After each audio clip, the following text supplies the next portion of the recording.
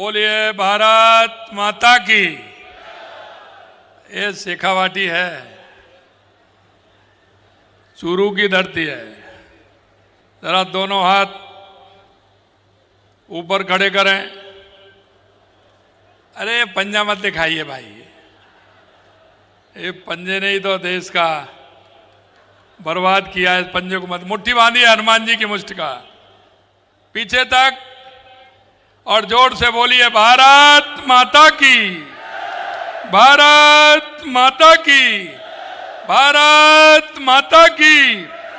Lieutenant general Sagat Singh की, lieutenant general Sagat Singh, lieutenant general Sagat Singh. आज के इस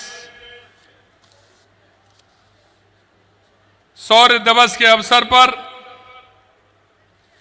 मंच पर विराजमान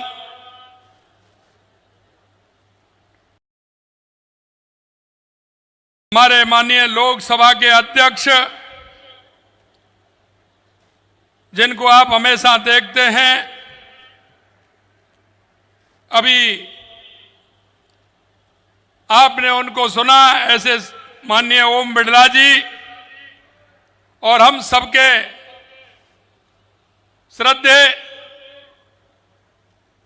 जिन्होंने राजनीतिक जीवन में चूरू, सीकर, झुंझुनू नहीं पूरे राजस्थान में एक एक कार्यकर्ता को खड़ा करने का काम किया। ऐसे हमारे सिक्किम के महामहिम राज्यपाल सम्मानीय श्री ओम माथुर जी, माननीय केंद्रीय कृषि राज्य मंत्री भारत सरकार श्री भागीरथ चौधरी जी,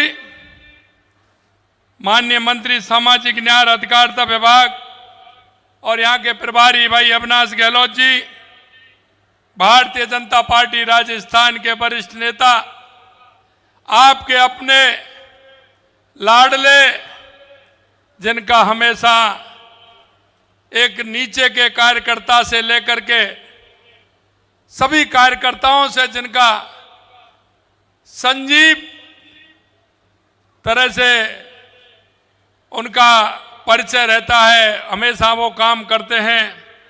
ऐसे आपके बीच के नेता, आपके नेता सम्मानीय राजेंद्र राठौड़ जी,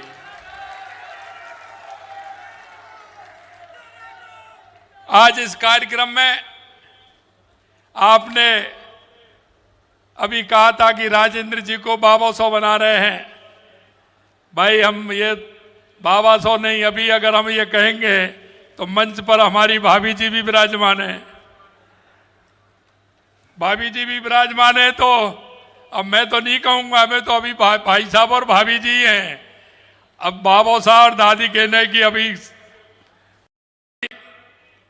हमारे डी कुमेर के विधायक शैलेश सिंह जी, हमारे पार्टी के जिला अध्यक्ष बसंत शर्मा जी, राजेंद्र नायक जी, रामगोपाल सुतार जी, हमारे पूर्व केंद्रीय मंत्री सुभाष महरिया जी, लोकसभा के हमारे पितृयासी देवेंद्र झाझड़िया जी, विधानसभा संयोजक पदम सिंह जी, हमारे प्रदेश के कोषाध्यक्ष पंकज गुप्ता जी, प्रदेश कार्यकारिणी के सदस्य वासुदेव चावला जी, पराक्रम जी, राजकुमार रेणवा जी, खेमाराम मेघवाल जी, अवनेश महर्षि जी, श्रीमती संतोष मेघवाल जी, सुनीता पूनिया जी, और लेफ्टिनेंट जनरल सगत सिंह जी के पुत्र कर्नल रणविजय सिंह जी, और मेरे सामने बैठे इस चूरू क्षेत्र के पूजा योग बुजुर्गों, नौजवान दोस्तों और मेरी माता बहनों, सबसे पहले तो मैं आप सभी का वंदन करता हूं, अभिनंदन करता हूं, आप सभी को मैं प्रणाम करता हूं।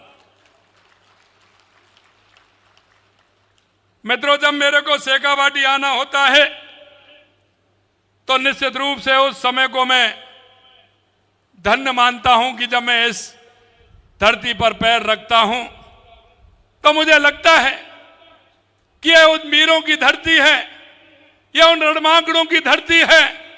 देश के इतिहास में कोई भी युद्ध उठा के देख लीजिए, मेरा शेखावाटी का लाल हमेशा आगे रहा है। यह वो धरती है, शेखावाटी की धरती, इसलिए मैं धरती को प्रणाम करता हूं, नमन करता हूं। मित्रों, आज ये इस इस वीर भूमि पर चूरू के सपूत लेफ्टिनेंट जनरल संगत सिंह जी को स्मरण करने के लिए हम एकत्रित हुए हैं, जिन्होंने मातृभूमि की रक्षा के लिए अपने प्राणों की बाजी लगा दी। अगर आप देखेंगे, क्योंकि पहले 47 से पहले बीकानेर रियासत में चूरू था, यहां जाकर के वो सेना में भर्ती हुए और उन्होंने जिस तरह से हर युद्ध में भाग लेते हुए सिर्फ मां भारती को अपने प्राणों के लिए उन्होंने नौछावर कर दिया। और हमेशा उनके मन में एक ही बात थी, एक ही कल्पना थी कि मेरी भारत मां से बड़ा कोई नहीं है, मेरे होते हुए दुश्मन किसी भी काम को नहीं कर सकता, यह उनके अंदर जज्बा था। आज अनावरण होने वाली प्रतिमा उस महान वीर की है जो स्वयं साहस की प्रतिमूर्ति थे। ऐसे वीर लेफ्टिनेंट जनरल संगत सिंह जी राठौर को मैं नमन करता हूं। भारत चीन युद्ध हो, बांग्लादेश मुक्त करने का संघर्ष हो, उन्होंने योगदान युवाओं को साहस और युद्ध कौशल की प्रेरणा दिया है। उन्होंने भारत सरकार द्वारा पद्म विभूषण एवं परम विशिष्ट सेवा पदक से सम्मानित लेफ्टिनेंट जनरल संगत सिंह जी के पराक्रम का दूसरे देशों में भी सम्मान व स्मरण किया जाता है। मेरे भाइयों, जो नौजवान 19 साल की आयु में सेना में भर्ती हो जाए और जीवन के अंत तक संघर्ष करे, वो मेरे शेखावाटी का लाल ही हो सकता है, वो चूरू का लाल ही हो सकता है। और ये हमारे युवाओं के लिए प्रेरणा भी है। उन्होंने इसके लिए 42 वर्ष की उम्र में पैराशूट से आवश्यक जंप लगाकर अपना पैराशूट बैच हासिल किया। कम उम्र में सेना के भर्ती में होने से उनके कॉलेज शिक्षा बाधित हुई, लेकिन 46 की उम्र में वे नेशनल डिफेंस कॉलेज से दीक्षांत हुए। लेफ्टिनेंट जनरल संगत सिंह जी ने भारत के पहले हेलीकॉप्टर सैन्य अभियान सहित कई सफल नवाचार किए। साथियों, लेफ्टिनेंट जनरल संगत सिंह जी की जन्मस्थली वीर भूमि चूरू ने देश को अनेक वीर और सैनिक दिए हैं, इसलिए मैं नमन करता हूं। मेरे भाई और बहनों, लगातार हमारी सरकार, चाहे हमारी केंद्र की सरकार हो या राज्य की सरकार हो, सैनिक कल्याण के लिए लगातार काम कर रही है। हमारी सरकार ने सेवानिवृत्त सैनिकों और शहीदों के परिवारजनों के कल्याण के लिए पूरी तरह सजग है। इस दिशा में हम लगातार काम कर रहे हैं। हाल ही में हमने डीडवाना कुचामन में राजस्थान के पहले एकीकृत सैनिक कल्याण परिसर की स्थापना की है, जिसमें पूर्व सैनिक और उनके आश्रितों को जिला सैनिक कल्याण कार्यालय, कैंटीन, चिकित्सालय और शहीद स्मारक से संबंधित सेवाएं एक ही परिसर में उपलब्ध कराई जाएंगी। हमारे जवान देश की रक्षा के लिए अपने घर से दूर तैनात रहते हैं। ऐसे में उनके आश्रित परिजनों को सुविधा देने के लिए यह केंद्र महत्वपूर्ण भूमिका निभाएगा। जल्द ही प्रदेश के अन्य भागों में भी इस तरह की केंद्र की स्थापना की जाएगी। आरटीडीसी के सभी होटलों, गेस्ट हाउसों में वीरांगनाओं को 50% और सेवारत एवं पूर्व सैनिकों को 25% छूट का प्रावधान हमने किया है। आवश्यकता नवीन जिला सैनिक कल्याण कार्यालय खोले जा रहे हैं। राजस्थान सरकार ने विभिन्न विभागों में रेस्को के जरिए कार्यरत पूर्व सैनिकों के मानदेय में पिछले 2 साल में 20% तक की बढ़ोतरी की है।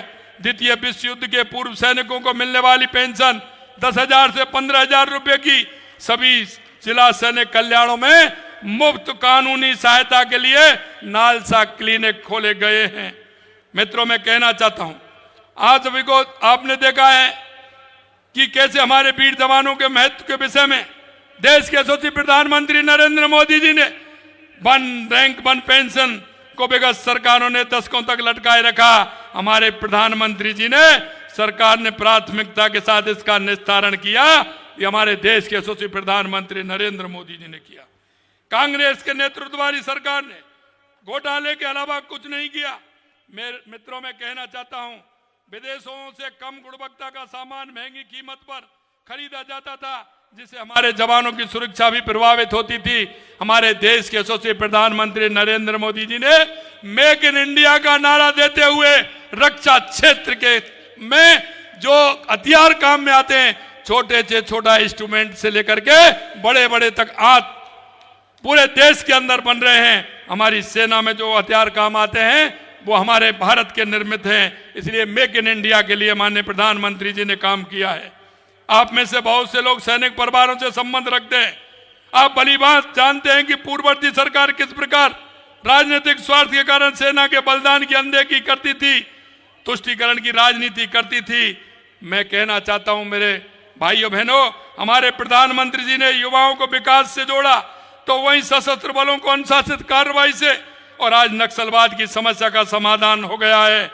स्वार्थ की राजनीति करने वाले आज कहीं भी कई भाषा तो कभी जाति का नाम बोलते हैं।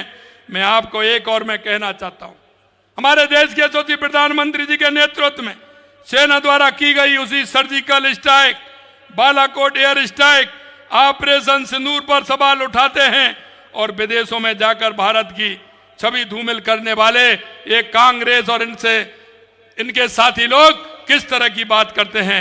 लेकिन देश के यशस्वी प्रधानमंत्री नरेंद्र मोदी जी ने हर क्षेत्र में जिस तरह से काम किया है वो आपके सामने है। मेरे भाई और बहनों, मैं कहना चाहता हूं, जब 2.25 साल पहले हमारी सरकार आई थी, हमने राजस्थान का एक रोड मैप बनाया।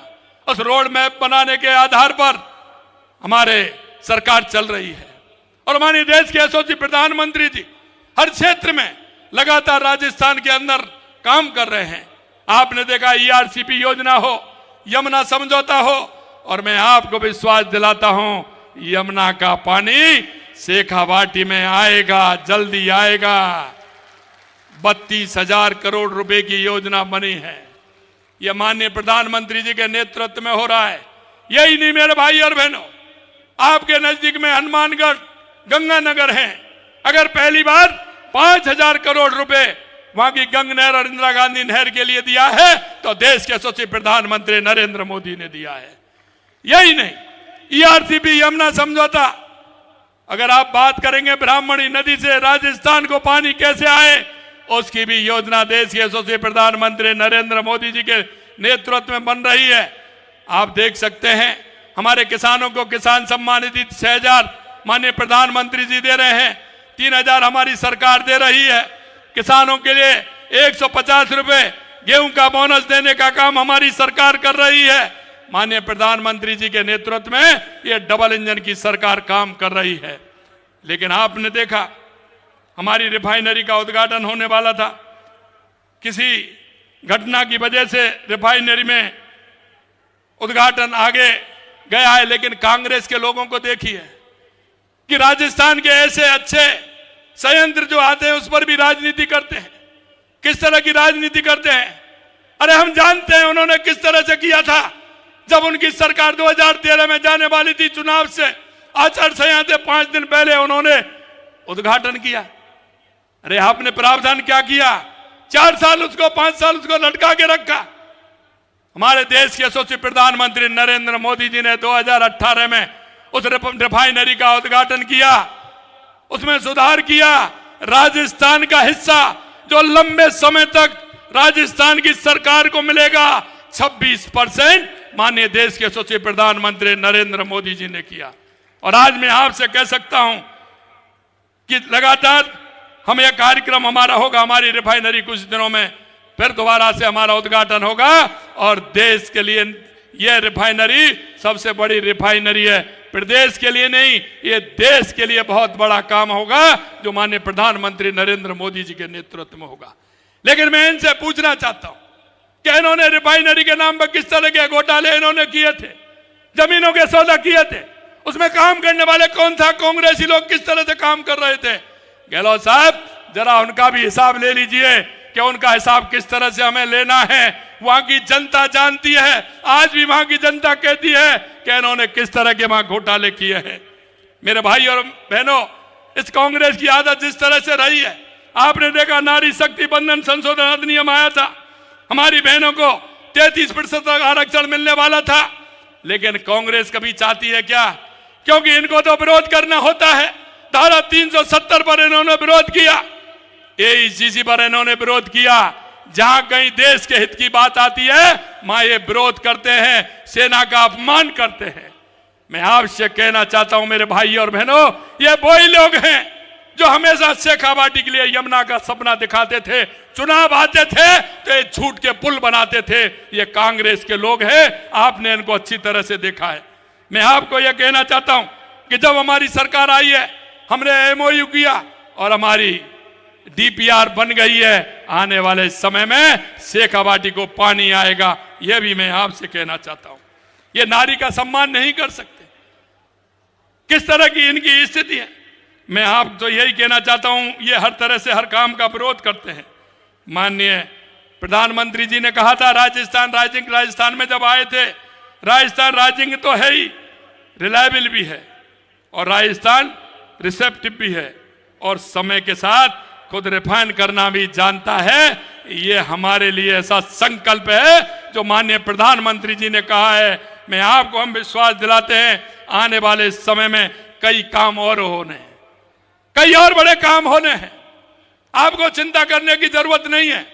आप अगर हमारे संकल्प पत्र को देखोगे तो आपको विश्वास होगा, लगभग 74% हमारे संकल्प पत्र को हमने 2.25 साल के अंदर पूरा कर दिया है। और ये हम आपको विश्वास दिलाते हैं क्योंकि माननीय प्रधानमंत्री जी जो कहते हैं वही करते हैं। मोदी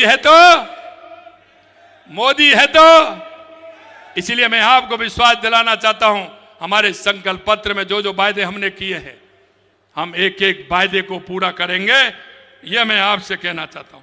मेरे भाई और बहनों, आज लेफ्टिनेंट जनरल सगत सिंह राठौड़ जी की स्मृतियों को सजोने के लिए हमारी सरकार ने चूरू स्टेडियम का नाम सगत सिंह राठौड़ स्टेडियम किया है।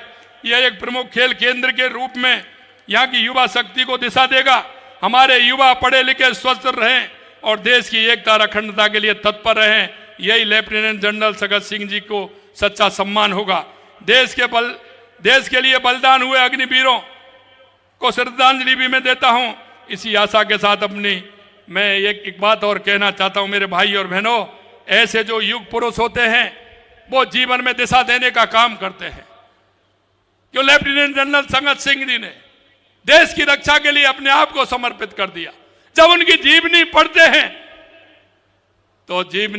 हैं तो शरीर के अंदर रोंगटे खड़े होते चले जाते हैं। उन्होंने जिस तरह का किया वो ये चूरू की धरती का लाल ही कर सकता है, ये भी मैं आपसे कहूंगा।